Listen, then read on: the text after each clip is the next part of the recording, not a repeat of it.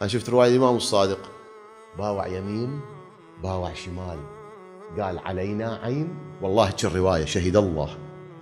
يقول بصفة كم واحد يعني أهل ثقل بالعلم، أهل معرفة، الإمام يثق فيهم. قال لهم علينا عين، أكو مراقبين واحد منا غريب، لو بس انتم. قالوا لا بس احنا يا ابن رسول الله.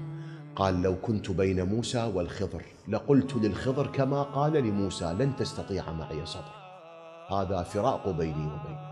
إذا موسى ما يحتمل الخضر، أنا هم بالخضر ما يحتملني. لعب هو، دين هو، إن أمرنا صعب مستصعب. من البداية هم قالوا صعب مستصعب. هاي تواصوا بالحق. تعالوا يابا ترى الحق مع علي، تولى أمير المؤمنين. وتواصوا بالصبر على علي. علي يحتاج صبر، علي يحتاج صبر. قال يا رسول الله أحببت عليا. قال له اتخذ الفقر جلبابا. النبي حسبك هيك أحب علي سهلة، وراها تبعات براها ولوازم. دعبل شاعر العرب الأكبر بزمنه، وتدري ذول الملوك والأمراء وأصحاب المسؤولية، ذول السياسيين في هذا الوقت وذاك الوقت نفس الشيء. بعد حشاكم القمامة نفس القمامة، ماكو فرق. يحبون واحد يمدحهم، يحبون ذاك الوقت وهذا الوقت، يحبون واحد يمدحهم، يهوسلهم، يرقص لهم، يحبون. فشاعر العرب الأكبر كان دعبل الخزاعي. فدعبل لو مادح السلاطين والملوك والأمراء والمسؤولين والسياسيين في ذاك الوقت، دعبل وين يعيش؟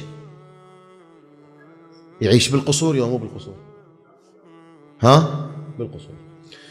زين دعبل ليش قضى عمره بالضيم؟ لأنه مدح الحق وصبر على الحق. مدح الحق والصبر على الحق هذا بضريبة، إن أمرنا صعب مستصعب. ولهذا من زمن الإمام الرضا عليه السلام قال له لقد خفت في الدنيا وأيام سعيها. قضيت عمري خايف، لقد خفت في الدنيا، يعني ما مدحت السلاطين، مدحتكم، صبرت عليكم. لقد خفت في الدنيا وأيام سعيها وإني لأرجو الأمن بعد مماتي. الإمام قال دعبل؟ قال نعم. قال لآمنك الله يوم الفزع الأكبر وأنا الضامن.